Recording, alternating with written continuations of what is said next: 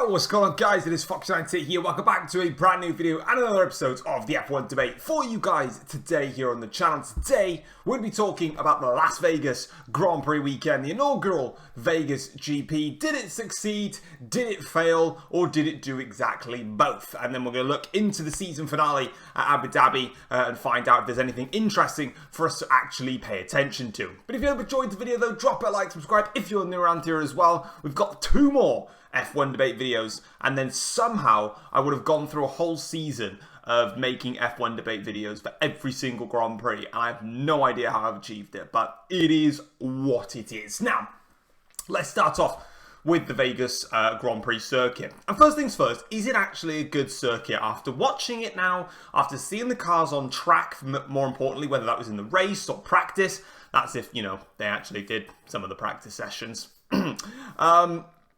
Is it a good track? I actually love the Vegas circuit. I'll be perfectly honest with you. I was very skeptical. I didn't really think it was going to work. It just felt a lot of show to me. It just felt like all show, no go. But my God, was it a good circuit? It's fast. It's fast. Actually, there's no real other way of putting it. To me, right, Vegas is basically the night version of Monaco, but better than Monaco. I would straight away put Vegas ahead of Monaco on my list of iconic races, and it's been one race. Now, you know, we've got the glitz, and we've got the glamour, and we've got the harbour, we've got the boats of Monte Carlo and the tight, twisty streets, and then we've just got the flat-out, just bright light city of Vegas, and it's just brilliant. And I was very nervous, like I said again, you know, with the cold temperatures, with the track itself. It didn't look like a track that really just screamed out to me and went, you're going to see loads of overtaking around there. Now, of course, yeah, we've got, you know, the long 1.3 mile strip where they can get overtaking done, and the DRS is there as well. My biggest issue was, of course, is A, it's a street track, so it's sometimes hard to follow, and even the lead up to the strip is quite technical, so it can be a little bit difficult. But crucially, where I also thought we would struggle is, even though they are blasting down the long strip straight, as I like to call it, they also are all running very, very low downforce rear wings, basically Monza spec rear wings. And at that point, that's when I'm thinking, are we going to be struggling for any form of give? Because if you go to Monza, you know, when you've got drivers going down the main straight, because they've all got such skinny rear wings, that drag and tow effect is a little bit less because, well, you haven't got such a big rear wing in front of you, you know, basically being a parachute in that effect. So it was one of those tracks where I was worried about, but yeah, I absolutely love the track. And can I just say, right, the off-board shot that you get when the drivers are making their way up towards the last corner and then you see them blast through that final corner onto the start-finish straight, you know the angle which I'm on about. And if I can remember, and I can put it in without being copyrighted, and I can show it, oh my God, it's genuinely one of the most iconic shots in Formula 1 ever. And it's just been one time.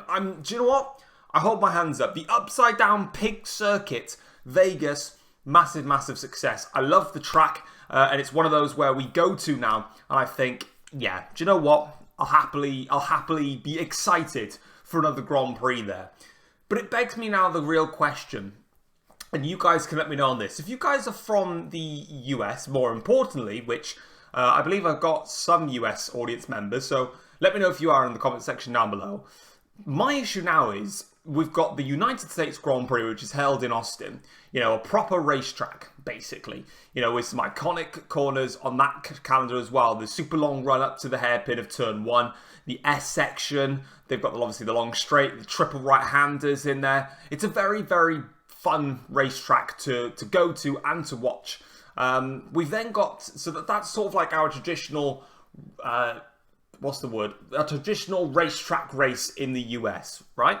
We've then got our street track in the night with bright lights in Vegas, and it offers the glitz, the glamour, the lights, and the raw speeds. The US Grand Prix, well, it offers the US race. It's a proper racetrack, plenty of straights, plenty of twisty corners. It's a mixture of everything in there. You've got it all, and it's passionate. And Vegas is just glitz and glam and speed. My issue now is, where does Miami fall into all of this? because we've had 2 races now at Miami, and it's offered nothing. It hasn't. It's just a rubbish street circuit that to be honest, Miami genuinely wishes it was Vegas, and it's not. Like, I've automatically just been Miami. Just get gone. It doesn't produce anything to me. Like, the track sucks. You know, the first sector of Miami is, again, it's twisty, and it gives you lots of technicality and really pulls out the G-forces of the car. But it's almost like, as soon as you finish the long back straight then, and then you head towards the very tight and twisty middle sector exit of that before the other straight, that portion of the track there is just crap. It doesn't offer anything, and it's such a waste of, well, I know obviously understand it is a street circuit, so, you know, in basically the car park of, you know, Miami Rock Stadium, so there are limits to where you can obviously, A, you know, race, and B, what roads you are eligible to close during the event. Obviously, you know, you've got to put those into perspective. But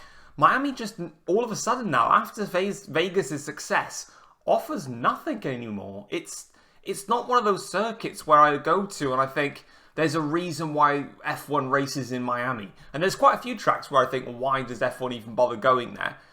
And I think Miami's now one of them. It's just such a poor layout that doesn't offer anything. The only thing that I like about Miami, in my personal opinion, is Sector 3, with the long straights, the tight, difficult hairpin, and for some reason, and it's the thing with Vegas as well, I absolutely love start-finish straights where they just curve and then go into the start-finish line, similar to like Korea, obviously Vegas with the, you know, the high-speed left-hander going into there, and then of course, well, Miami's little chink that instead goes as a high-speed right-hander through to the last corner. America's got a thing with just high-speed corners at the last corner and then the checkered flag right next to it. Regardless, though, let me know what you think. For me, I don't think Miami personally offers anything. I really was happy with Vegas. It was a big, big success, but it wasn't without some issues, and we're going to talk about them. FP1, of course, Carlos Sainz ran over a loose drain cover, which basically smashed his car to pieces. Damaged the floor, destroyed his engine, damaged his chassis. Ocon's chassis was also damaged as well, and it was abandoned after 8 minutes. And it's obviously, you know, with a lot of negativity that Vegas had already been receiving throughout the course of its build-up, really, was not the way to start it. And the way that F1 once again managed a situation which left fans angry, it doesn't surprise me. We got to another situation whereby fans were eventually, when FP2 begun, were kicked out from the circuit, couldn't go ahead and actually participate and actually, I don't know, watch what they paid for. Instead, we're given a $200 voucher to use at a Las Vegas F1 store. Well, I'm sorry, but I've paid.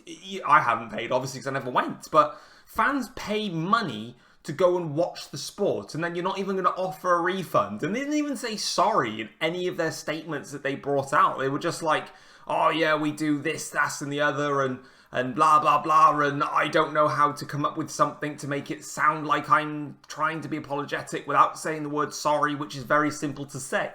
They just came up with useless information that nobody cares about. And the fact is all those fans, yet again, were horrifically robbed of watching their own sport that they pay money to help fund Formula One to get. And I think the biggest problem here is that we go to races and we have these government supported races like Baku, and in fact I think it's every circuit apart from Silverstone and Suzuka that's supported by their respective governments. Whereas Vegas, because it's a race specifically funded by Formula One, I think there's a reason why they just couldn't afford to just refund everybody's tickets, because they'd already spent like £500 million just getting, well, the circuit ready.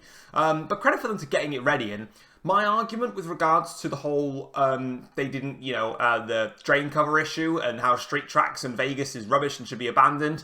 No, it happens everywhere. Obviously, when one drain cover fails, you've got to check every single other drain cover. Also, if you don't remember, go back to... There goes my light. That's awesome. That's amazing. Let's just get that back. There we go. Boom. If you go back to Malaysia 2017, when Romain Grosjean crashed in his Haas in practice, guess what happened? The drain cover failed. And what was that track? That's a normal racetrack. It can happen anywhere. It's more frequent to happen on a street track because, of course, well, you know, when you're on the streets, you've got a lot more drainage to be done. But it happens anywhere. It's a bit more common for a street circuit. We've had it at Monaco, Baku, and also now at Vegas. I don't think we've had it at Singapore yet, but it happened at Malaysia as well. And it's probably happened at other events that I can't remember. You might remember them more than I do. So, you know, it is what it is. It happens. Now, that basically just set off a whole range of issues for Vegas. But what made me more happy as a Formula One fan is that the way that Vegas redeemed itself after such a poor start to the weekend was having a great Grand Prix. I really, really enjoyed it. And we'll go into the teams and the drivers in just a second and go through their performances. But the race was actually genuinely great. I really enjoyed it. There was lots of overtaking. There was actually battle for the lead between 3 different drivers, genuinely, and that's so refreshing because we just haven't had that all season long, apart from Singapore, really. You could probably argue was a battle for the lead between multiple cars, and that was an amazing Grand Prix in itself. Every other race this year, because of Red Bull's domination, has just been rubbish, because there's been no fighting at the front. But the fact that we saw Verstappen force Leclerc wide, I'll get onto that in the instance review, forcing him wide, and then all of a sudden he's pulling away, and I'm thinking, welcome back to another boring race that I woke up early for. And then Leclerc catches him, and then he passes him. Then Perez catches and passes Leclerc. Leclerc passes Perez. Verstappen passes Perez. Verstappen passes Leclerc. Perez gets it. And it was just, finally there's a fight. That's all we want in our sport.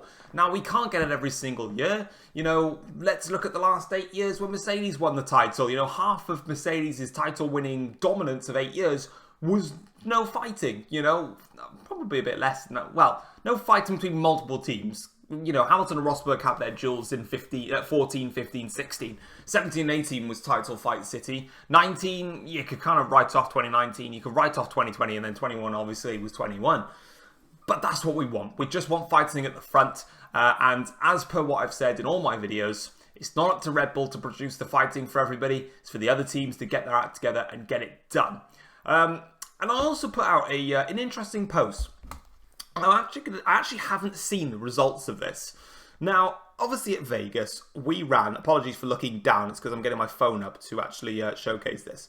At Vegas, obviously all of the cars ran with the low downforce specification rear wings. Now, obviously they've got high downforce rear wings and low downforce rear wings. Obviously the lower downforce rear wings are a lot skiddier, and the higher downforce rear wings are a lot bigger.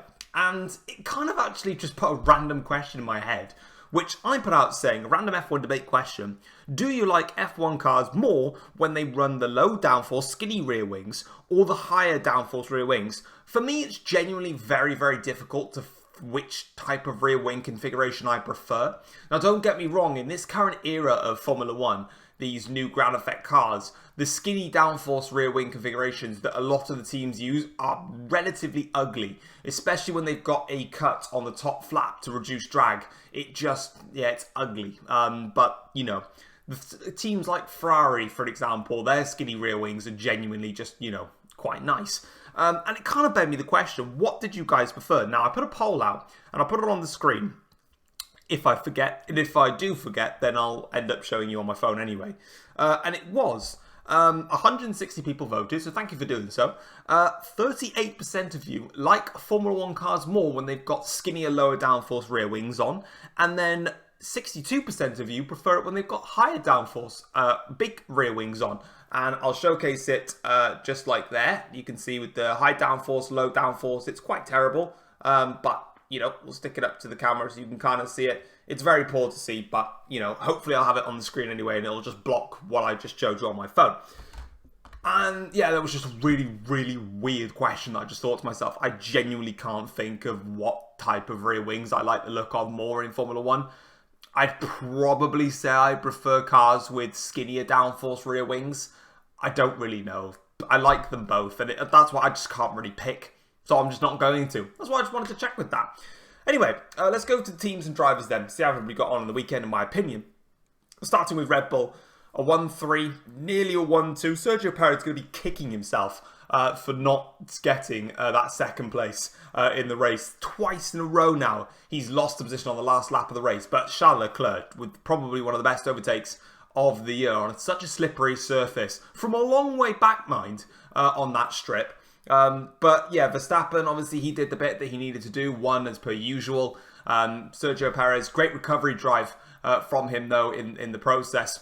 I will say this though, I was really effed off with Verstappen throughout the whole of the weekend. His attitude towards the weekend was just horrible, and it just doesn't, for me, replicate a champion and a person with a decent brain. You know, I get that, you know, he was so stubborn and just so stuck up and worked up about the Vegas weekend, literally slandering it to a million pieces. And then it comes to the end of the Grand Prix, and he's like, oh, I can't wait to go back there next year. Oh, the track was fun. Oh, Viva Las Vegas. And then dancing on his car. Like, you mother-fin hypocrite. Like, seriously, what? Why? Like, I get some of his arguments, right? There are some of his arguments where it's, you know, the science issue with his penalty, you know, the fans not being treated. I get that, but there's a way around saying that. But Verstappen's just so stuck up that it's like, oh, I would tear the place down, or I would do this, I would do that, or I'd punch somebody in the face, blah. You ain't a champion material. You ain't well, I mean, on track, Verstappen is a champion. There's no denying that. I mean, he is a 3-time world champion, but, you know, the way that he drives a Formula 1 car is just next level incredible. But, my God, Max Verstappen off the circuit, in terms of trying to help with anything off track, go away. No one wants to listen to what you have to say off the track because you're just an idiot. And I'll leave it at that. Ferrari. A kind of a what could have, should have for Ferrari. Great weekend for them. They had the pace for it. I actually think they should have won the Grand Prix, to be perfectly honest with you. Sainz was super unfortunate with his penalty. I know, obviously, they were trying to find a way around not penalising Sainz for an issue which destroyed his engine, which was not his fault. Of course, the problem is you kind of open up a can of worms, really, when you do what they wanted to do for Sainz, because it's a case of, where does the line draw of it not being somebody's fault? Is it like if a driver crashes into another driver, then they get a free engine and so forth? Because the problem is that they have to manage these engines. So like for Ferrari, yeah, they took the grid penalty with Sainz now taking a new battery, and let's just, you know, the new battery. But let's say a different driver crashed and the engine was, you know, completely destroyed. Then surely, I don't know, some people will just say yes, yeah, you can have a free engine. Some people say no. Like for Sainz now, you know, these final 2 races, I know it's not a full engine, but let's say he had to take a whole new engine range, right, from bottom to top, MGUK, H and everything like that. Well, in these last 2 races, I mean, his one race is going to be compromised because he's starting further back, but then he's got an engine where he can just turn up the wick way more than anybody else, because everybody else has got A, heavily worn engine and components, or B, obviously they're also tuned down because they have to stretch for a longer period of time. And I think that's why a lot of, I don't know who voted against it and how it all came into play, but I'm not quite sure if that could potentially be the reason why Sainz couldn't get away with what he wanted. I don't know. I think in future, yes. I think people, you know, if a driver hits another driver and spins him out and crashes into a wall, or if something like Sainz's thing happens, I do think the team shouldn't be penalised for something that's completely not their fault. You know, they aren't responsible for a drain cover that's not been checked. Well, it could have been checked, but, you know, it's a drain cover failing. It's not their fault, is it? So it's something to definitely have a look at for them. Leclerc, though, he had the pace to win. I genuinely think he should have won. I think Ferrari took too much of a track positional guide of basically when Perez pitted under the safety car, Leclerc would stay out. But you went from a 5-lap younger tyre situation to Verstappen to having a 5-lap older tyre situation to Verstappen, and that's a big swing. And I think when the safety car came out, should have just pitted Leclerc. I mean, we clearly saw, you know, on 2 occasions, Leclerc had the pace to keep up with Perez and pass him. So really, it wouldn't have been that much of an issue for Charles Leclerc, and I think he would have gone on to win. He had the pace, obviously, in the first stint with the mediums. He had the duration on the tyres. Yeah, I think Ferrari kind of threw it away into the safety car period, in my personal opinion.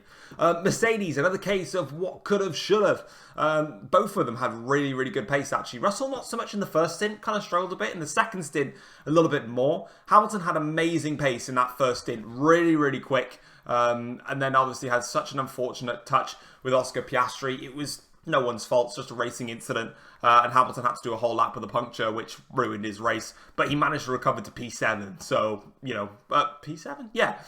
So what a drive from Hamilton. He definitely had the pace to fight for a podium, because if you look at even Piastri with his emergency pit stop, as I call it, you know, he still managed to be, well, he was in fourth when the safety, you know, when everyone was in play. He obviously had to pit to get that, to mandate the regulations. Hamilton literally could have been in that position and probably could have challenged for the back end of the podium. Or well, we don't know, do we? And I'll go into the Russell incident with Verstappen a bit more later down the line. Same with the Verstappen one, so that's why I'm not really going to talk about them now. Aston Martin, good weekend from them. Again, closed the gap now to McLaren in the Constructors' Championship, and I thought McLaren were just done and dusted, but clearly not. As is Mercedes and Ferrari, they've got a lot to work for moving forwards. But Stroll with another cracking weekend, really opening himself up a little bit these last few races, and he needs it because he's been poor all season long. Next up is Alpine. Contrasting weekends, because Ocon had a horrible qualifying and then had a brilliant race, and then Gasly had a great qualifying and a shocking race. So yeah, mixed bag for Alpine. They kind of were both good, and sometimes maybe good, sometimes maybe shit for them, basically. Next up, we've got Haas. Well, more tyre wear, really, more problems. They were kind of quiet. The biggest issue for Haas, really, at the moment, for everything else, is that Magnussen was running the new B-spec car. Hulkenberg went back to the old spec car because he said it felt better than the new one. So there's a lot of work for Haas to do over the winter, because I mean, if you built a whole B-spec car and and one of your drivers has now gone back to the other one, it's bad news. But if they can follow Aston Martin's trend of basically going backwards to then go forwards, maybe they could find something, you never know, and get some contrasting data, which obviously they'll need. Alfa Romeo, I don't really remember them in the race at all. I mean, they had a nice livery, as did a lot of drivers on the track, a lot of teams. And that's kind of it. I don't really remember anything from what they did. Williams, poor thing for Williams. They had a good qualifying. They had a quick car for one lap, but then when it came to the race pace, they had horrible tyre wear, bad graining, and just slid down the order. I thought they might be able to defend a bit more on the straights because they're rapid in a straight line, but clearly not. They just weren't able to. The other drivers were able to keep up with them, so it was kind of a bit of a rip for them. Unfortunately, in that situation. McLaren, bad weekend for McLaren. Obviously, Piastri and Norris both involved in different incidents. Glad Lando Norris was okay after his crash. It was a very nasty crash from him, losing the back end over a bump and then just crashing. And obviously, Piastri suffering the puncture from the collision with Lewis Hamilton, which is, you know, a great shame for him. In all of that, because, you know, it closes Aston Martin down in the Constructors. I don't think Aston Martin will overturn a 10-point deficit, but you never know. Anything can happen in Formula 1, and, you know, we just have to wait and see on that one. AlphaTauri, I thought this would be a good weekend for AlphaTauri. I really did. I thought they would have a bit more pace in hand compared to other teams. They've been on a bit of upward trend of form, and yeah, they just, you know, they've been quick in a straight line as well in some races, like Mexico, for example. I know it's a different circuit altogether, but yeah, I thought they would just be a bit better, and they just weren't. So I was a bit perplexed on why they weren't, but hey, it is what it is. And I think I've covered all the teams and all of that. And again, if I haven't, then somebody in the comment section down below will tell me you didn't cover this team. And I'll reply back saying, my bad, I forgot.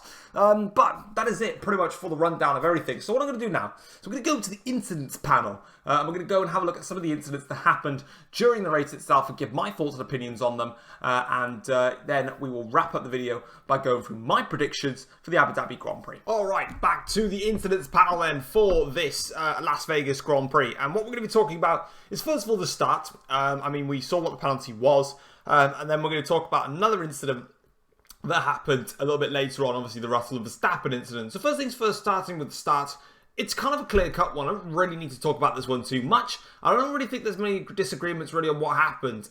You know, Leclerc did get the better start versus Verstappen. Verstappen got the better start versus Leclerc. As they go down towards turn 1, Verstappen is not fully alongside Leclerc. Leclerc's even having to, at this point here, as Leclerc's going in towards turn 1 to try and cover it off, now he's not actually receiving a snap of only oversteer. Now, the crucial thing in this is if the back end of Leclerc's car was constantly stepping out in the middle of turn 1, as was Verstappen's, he would have gotten away with it. Now, if you go back to the German Grand Prix in 2020, and I've just been downloading clips from other races to compare for the Russell Verstappen one, and I completely forgot about the German Grand Prix one. I've literally just remembered it as I was going on now.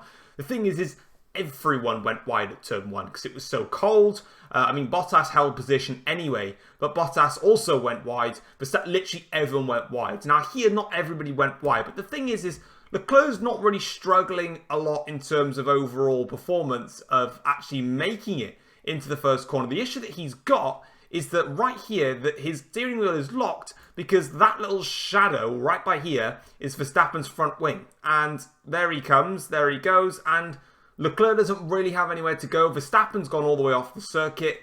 It's Verstappen's fault. And obviously he's told him that. So looking on board with Max here, yes, he does get the better of the starts, but as they get towards turn 1, realistically, if he wants to claim the corner, he's got to be fully alongside Leclerc in order to do it. And in this situation, he's not. Now, a lot of people will argue, yes, at this point here, Verstappen is effectively, fully alongside Charles Leclerc. They're basically level with each other. So what's the problem? The problem is that Verstappen's got in too hot. He's just simply gone in too hot on the brakes. And at this point here, he's realising that. And, at this point, this is just kind of said and done, really, and just. It's a corner by there. It goes left, but he's going straight towards the wall. He's kind of just. And then all of this. This is the thing, is that he's kind of. The problem that Max has got here is this isn't a case of Verstappen going on purpose to try and go in there. What he's done is that he's gone in too hot, and then if he realises now that he's gone in too hot, he's not got enough grip to go hard left. He can't go too hard left because the back end of the car is going to step out. Also, if he keeps trying to turn, he's going to massively lock up the front left brake. So the only option that Verstappen's got is to just go straight on, get the car slowed down a little bit more, and then turn the car when he actually, isn't in fear of locking up. The problem that he's got is by the time, I think he might have just had a very gentle lockup going into the, no, I don't think he did. By that time, obviously, he's run Charles Leclerc as wide as you can possibly get, to the point where he's not even on the track. Now, Verstappen got a 5-second penalty for this incident. And it's, for me, personally, they need to do something about this next year, rewriting the regulations for gaining an unfair advantage on another driver. For the entirety of the first stint, Verstappen was literally in front of Leclerc, and it was just Verstappen and Leclerc. In my opinion, if the driver has got a significant gap to the other driver in front, just let him back through. I don't get this, we'll just take the 5 seconds and get on with it. And especially from the steward's perspective as well. Verstappen's in the lead, Leclerc is second, you've been analysing this now for 5 or 6 laps, everybody's in the same position, just say to them, nope, you have to let Charles Leclerc through. If it was a case of Leclerc unfairly overtook Charles Leclerc, and then he was able to overtake 2 or 3 other cars, then there's a different situation to be had in that perspective. But here, they're staying 1 and 2. No one's close to them. They're dropping Russell and everybody else. Just call Verstappen to give the place back to Charles Leclerc. It's just annoying, basically. And I don't like it. I do think that they'll change it next year. Way too many occasions now, people are just accepting taking a 5-second penalty because it's just not really a loss, and they know they gain more of an advantage by just taking the penalty than giving the place back and losing more time. So they definitely need to adjust that going forwards. There was obviously a couple more spins and crashes in there, nothing really crazy. Fernando Alonso fancied doing some Tokyo drift and went in way too deep. Poor old Bottas got done at the bum, and he then bumped into Alonso twice. Perez was the man at fault here, simply just didn't have any grip, and then as soon as Alonso spun, and then Bottas had to put on the brakes, that's when Perez basically did him up the bum. It eventually it landed to multiple people having front wing changes. Same thing for Carlos Sainz, really. Sainz was cautious through here, but put a fair old whack on Lewis Hamilton's rear going into the corner. Again, Hamilton sort of had to slow down a little bit for the first corner incident, but for Sainz, it did the damage in there. And realistically, right, Oscar Piastri and Lewis Hamilton both suffered punctures for very light contact at the exit of a corner. This is a massive whack here. It's just funny how the Hamilton-Piastri thing gives them both punctures, but then this incident here doesn't puncture their tyres. It's honestly, it's quite mesmerising. It's impressive, actually. But, hey-ho, it is what it is. Nothing really doing there. It's just a lap 1 incident. Sainz suffered. Hamilton kind of suffered, but he had the Alonso thing in the way, so it is what it is. We move on from them. Now we're going to go on to the Verstappen and Russell incident. And this incident and the outcome of it really effed me off as a, well, fan, really. So as they go, I'll play it at full speed. So as they go in towards the corner, obviously Verstappen's going through, and then Russell and them make contact. You kind of think, well, then that's just, you know, contact's contact. Russell was penalised for this. Now, my issue is, why? I really don't understand why he's been penalised for this. Going on board with Verstappen now as they make their way through. I've got to pause this back here. Now, heading into the corner, again, we go back to literally what happened on the very first lap. Remember the first lap. Now, obviously, the point was Russell turned in on Verstappen. So we go into the corner here. Now, at this point here, granted, yes, 100%, Russell is turning into the corner because Verstappen is, well, there. The problem is if Russell doesn't turn into this corner, then he's just allowing Verstappen to go at him. And Verstappen's steering angle could definitely be heavier here. And I think it might get a little bit heavier later on. Yeah, so it gets heavier. But as they get to this corner, Russell is theoretically, if you're going to put all these silly arguments in about a car, you know, how much level you need to be with another driver, technically Russell's ahead here going into the corner. So why is Verstappen not getting penalised for this? I don't get it. I was genuinely, as soon as I saw that the incident was under investigation, I literally said Verstappen's going to get a penalty again for that. And then they just give it to Russell. And I genuinely can't understand it. You know, it's not an overtaking, it's not a massively overtaken spot. And if Verstappen was going to do that, he'd need to be, effectively, where his wheel is, it needs to be in front of Russell's wheel, and the place is his. But Russell was kind of in the same boat. I mean, he said that he didn't look in the mirrors and so forth. I think he would have looked in his mirrors, to be honest, and saw Verstappen there. But as Russell kind of said, I mean, in that circumstance, yeah, he wasn't really expecting him to go there, but it was weird from Verstappen because if he made that move there and dived up the inside, then Russell would have just breezed back past him on the strip, so it wouldn't have made a difference. But why this penalty annoyed me a lot is because there were two incidences with Red Bulls and Mercedes crashing last year that really wound me up. So let's go through them. First things first, compare this incident now. Keep this in your mind. Let's go to France 2022. Welcome everybody to a brand new adventure. France 2022. This is George Russell versus Sergio Perez. Now Russell is coming in from a bit of a further distance back here into this hairpin. This is lap 42 of 53. And this is when Russell, Sainz and Perez were all having a great scrap between each other. Going into the corner itself, Russell and Perez are going to crash right here and have a bit of a bump.